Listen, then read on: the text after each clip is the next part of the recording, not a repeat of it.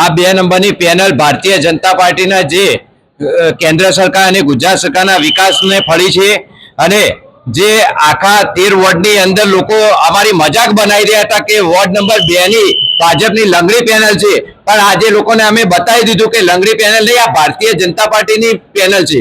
જિલ્લા પંચાયત પ્રમુખ રહી ચૂકેલા અને જિલ્લા પ્રમુખ કોંગ્રેસના રહી ચૂકેલા તેમને આજે તમે માત આપી છે, તો એ બાબતે શું કહેશો?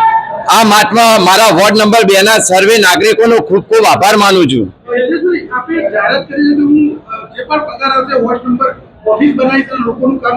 હા, બિલકુલ, અમે 4 ઉમેદવારો સાથે મળીને એક વોર્ડ ઓફિસ બનાવવાના છીએ, એમાં કોઈ બે મત નથી અને લોકોની સેવા અને અમારા વોર્ડ નંબર 2 ની અંદર કોઈ પણ નાગરિકને મહાનગરપાલિકાના પગથિયા નહીં ચડવા દઈએ, અમારા ત્યાંથી ઓફિસથી જ કામ કરવાના છીએ।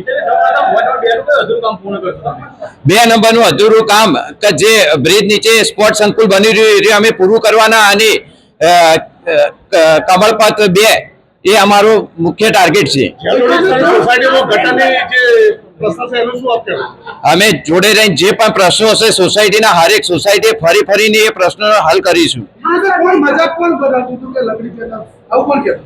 કોંગ્રેસના મિત્રો ઘણા લોકો એવા હતા કે અમને કહેતા હતા કે લંગડી પેનલ અને ફેસબુક ઉપર સોશિયલ મીડિયાના માધ્યમથી અમારી મજાક કરી રહ્યા હતા।